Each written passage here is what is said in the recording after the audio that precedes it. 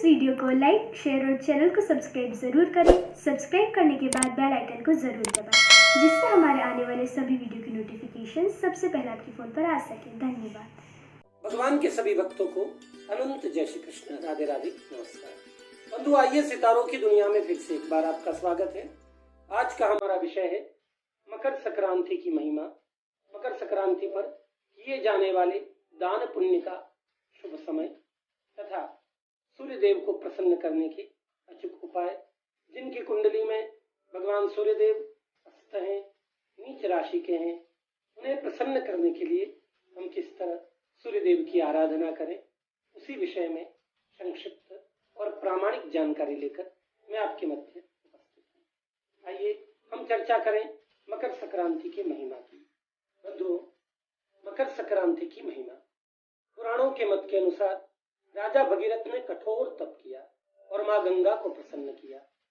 माँ गंगा जी को लेकर राजा भगीरथ अपने पूर्वज महाराजा सगर के 60,000 पुत्रों का उद्धार करने के लिए मकर संक्रांति के दिन ही सागर तट पर पहुंचे और अपने पूर्वजों का उद्धार कराया। इसी मकर संक्रांति के पुण्य पर्व पर भगवान कपिल ने माँ गंगा को आशीष दिया कि हे गंगे, आप कलयुग में सबके पापों को उतारने वाली होंगी। ये मकर संक्रांति का पुण्य पर्व इतना महान है कि आज ही के दिन माँ जगदम्बा दुर्गा ने महिषासुर के वध के लिए धरती पर पग धरा था। और इसी मकर संक्रांति के पावन पर्व पर भगवान सूर्य देव अपने पुत्र शनिदेव से मिलने के लिए जाते हैं और शनिदेव भगवान भास्कर सूर्य नारायण का तिल द्वारा पूजन करते हैं और भगवान सूर्यदेव शनिदेव को मकर राशि का आधिपत्य प्रदान करते हैं। इसी उत्तरायण के पावन पर्व मकर संक्रांति पर बाणों की शैया पर सोए हुए भीष्म पितामह ने महाप्रयाण किया था। भगवान केशव और समस्त ऋषि मुनियों का आशीर्वचन प्राप्त करते हुए उन्होंने स्वर्ग की यात्रा आरंभ की। बंधुओं, वस्तुतः दो अयन हैं, एक उत्तरायण, एक दक्षिणायन। जब सूर्य कर्क राशि से धनु राशि में होते हैं तब तक दक्षिणायन होता है, और जब मकर राशि से मिथुन राशि में भगवान सूर्यदेव विचरण करते हैं तब उत्तरायण होता है। अभी खर मास और मल मास को पूर्ण कर भगवान सूर्यदेव 14 जनवरी को मकर राशि में प्रवेश करेंगे और उत्तरायण होते ही समस्त शुभ कार्य आरंभ होंगे।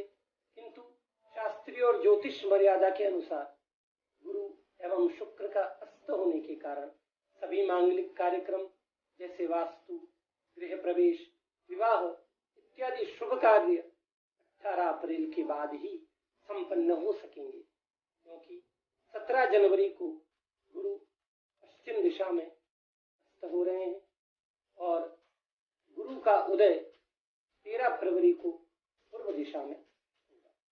वहीं शुक्र 14 फरवरी को पूर्व में अस्त होंगे और 18 अप्रैल को पश्चिम में शुक्र का उदय है।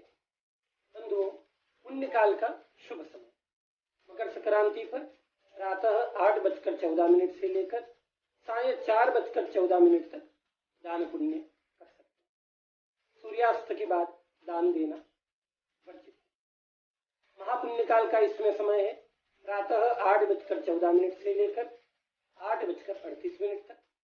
इसके उपरांत 8:38 से 12:37 तक पुण्यकाल है और 12:37 से लेकर सायं 4:14 तक मध्यम श्रेणी का पुण्य है।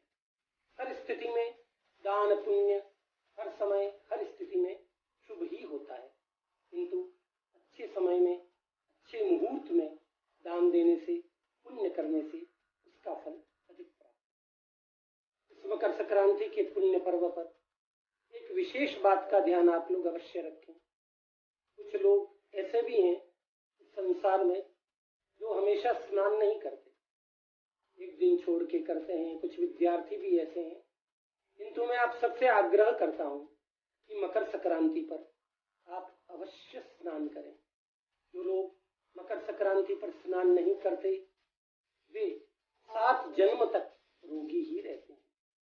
वो कभी कभी रोग मुक्त नहीं हो पाती। इस मकर संक्रांति पर गंगा, यमुना, गोदावरी, नर्मदा, माही जैसी पुण्य नदियों में स्नान और दान पुण्य का अत्यधिक महत्व। शास्त्रों के अनुसार मकर संक्रांति पर सूर्योदय से 2 घंटा पूर्व हमें बिस्तर छोड़ देना चाहिए और स्नान करना चाहिए तिल मिश्रित जल से। जल में तिल डाल दो, फिर आप स्नान करो, बहुत पुण्यशाली रहता है। और सूर्य देवता को अर्घ्य देना है। अर्घ्य देने की पद्धति देखिए, सूर्य देवता को हम इस दिन प्रसन्न कर सकते हैं जिनकी कुंडली में सूर्य अस्त हैं, नीच राशि के हैं, और जो लोग ऐसा चाहते हैं कि वह बुद्धिमान बने, जिनकी सरकारी नौकरी हो सके, जो हर तरह से अपने पिता का उत्तम सुख प्राप्त कर सकें, कीर्तिवान बनना चाहते हैं, उन लोगों को भगवान सूर्यदेव की पूजन अवश्य करना चाहिए।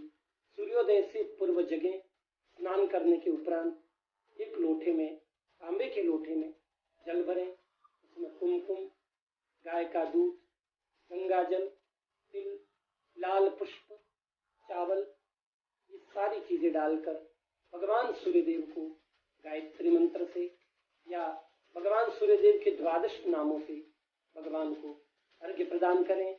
आदित्य हृदय स्तोत्र का पाठ करें। ऐसा नियमित करने से तो अक्षय पुण्य की प्राप्ति होती है और सूर्यदेव उन लोगों पर बहुत प्रसन्न हो जाते हैं और उन्हें हर स्थिति में उत्तम व्यवसाय प्राप्त होता है, अच्छी से अच्छी नौकरी प्राप्त होती है, अपने पिता का सुख प्राप्त होता है। जिस तरह सूर्य चमकते रहते हैं उस तरह समाज में उनका यश, उनकी कीर्ति सर्वत्र व्याप्त है। शास्त्र कहते हैं मकर संक्रांति पर अपने वजन के बराबर जो लोग तिल का दान करते हैं वह करोड़ों वर्षों तक वैकुंठ में वास करते हैं और उनको मृत्यु के समय कोई कष्ट नहीं होता। शास्त्र में कहा है, गजरथ तुरंगम गौ सुतम भूमिदानम कनक रुचिर पात्रम मेदनी सागरंतम उभय कुल पवित्रम कोटि कन्या च दानम न भवति समतुल्य अन्न वस्त्र समानम। वैसे तो सभी दानों का बड़ा महत्व है, किंतु अन्न और वस्त्र की महिमा अपरंपार है। जो लोग हनुमान जी के भक्त हैं वह मकर संक्रांति पर बजरंग बाण का पाठ करें, कम से कम 11 पाठ करें, उससे उनकी मन की इच्छा अवश्य पूरी होती है। जो लोग महादेव के भक्त हैं वे गाय के घी का दीपक महादेव के समक्ष लगाएं और चावल एवं तिल लेकर भगवान शिव की पूजा करें, भगवान को घी से अभिषेक करें, इससे शिव कृपा प्राप्त होती है। जो विष्णु श्री कृष्ण के भक्त हैं उन्हें शालिग्राम जी पर एक एक तिल रखकर भगवान के सहस्त्र नामों का उच्चारण करना चाहिए। इससे उनको अतिशय लक्ष्मी की प्राप्ति होती है और उनकी जो भी मनोकामना हो भगवान शालिग्राम ठाकुर जी पूरी करते हैं। जो लोग राम के भक्त हैं उन्हें राम रक्षा स्तोत्र के कम से कम 9 पाठ अवश्य करने चाहिए। मकर संक्रांति पर 14 चीजों का दान देना उपयुक्त माना जाता है। संख्या उसमें 14 होनी चाहिए। और किन चीजों का दान नहीं करना है वो मैंने पूर्व वीडियो में आपसे निवेदन किया है। आपसे पुनः एक बार मैं अनुरोध करता हूं कि मकर संक्रांति के पावन पर्व पर आप सूर्योदय से पहले अवश्य जगें, तिल मिश्रित जल से स्नान करने का प्रयास करें और भगवान सूर्यदेव को विधि पूर्वक जिस तरह मैंने बताया है उस तरह आप अर्घ्य प्रदान करें और सूर्य अर्घ्य देने की परंपरा अपने घर में आरंभ करें, अपने बच्चों को सिखाएं ताकि उनकी प्रज्ञा बुद्धि विकसित हो सके और वह एक श्रेष्ठ मानव बन सकें। बंधुओं, आज के लिए इतना ही। आगे फिर किसी नए विषय के साथ मैं आपसे जुड़ूंगा। जो भी मेरे सब्सक्राइबर हैं, लाइकर हैं, जो लोग इन सारे वीडियो को सुनते हैं उनका मेरे हृदय से आभार ज्ञापित करता हूं और आपके लिए आपके सुझाव भी आमंत्रित हैं। आपका जैसा भी सुझाव प्राप्त होगा उस अनुसार मैं मेरे ज्ञान के अनुरूप आपके मध्य अपनी बात रखने का प्रयास करूंगा। धन्यवाद। जय श्री कृष्ण। राधे राधे।